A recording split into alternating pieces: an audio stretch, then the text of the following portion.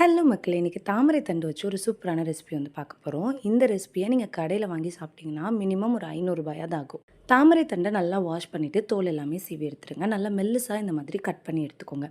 Cut பண்ணிட்டு சுடு தண்ணீல நல்லா சூடா இருக்க தண்ணீல ஒரு 5 நிமிஷம் போட்டு வச்சுட்டு, நார்மல் வாட்டர்ல அதாவது சில் தண்ணி இருக்கும் இல்லைங்களா?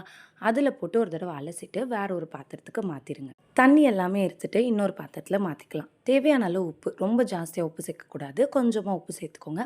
1 ஸ்பூன் கார்ன்ஃப்ளவர் மாவு சேர்த்துட்டு நல்லா மிக்ஸ் பண்ணிக்கலாம். எண்ணெயில டீப் ஃப்ரை பண்ணி எடுத்துக்க போறோம். கலரே வந்து நல்லா கோல்டன் ப்ரவுன் கலர்ல மாறிடுங்க.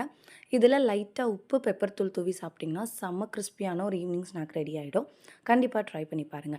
இப்போ இதில ஒரு கிரேவி வந்து வாணல்ல 1 ஸ்பூன் வெண்ணெய் சேர்த்துக்கோங்க. நல்லா பொடியா நறுக்குன வெங்காயத்த இந்த மாதிரி கோல்டன் ப்ரவுனா வதக்கிக்கோங்க. 1 ஸ்பூன் நெறையா டொமேட்டோ சாஸ் வந்து சேர்த்துருக்கேன். டொமேட்டோ சாஸ் பிடிக்காதுன்னா, நீங்க வந்து தக்காளியில கொஞ்சமா வந்து சர்க்கரை போட்டு அரைச்சு சேர்த்துக்கோங்க. 1 ஸ்பூன் கார்ன்ஃப்ளவர் மாவ கலந்து சேர்த்துக்கிறேன், நல்லா கெட்டியாகறதுக்கு. நம்ம வறுத்து வச்சிருக்க தாமரை தண்ட சேர்த்து டாஸ் பண்ணி எடுத்தீங்கன்னா, ஒரு சூப்பரான ரெசிபி ரெடி.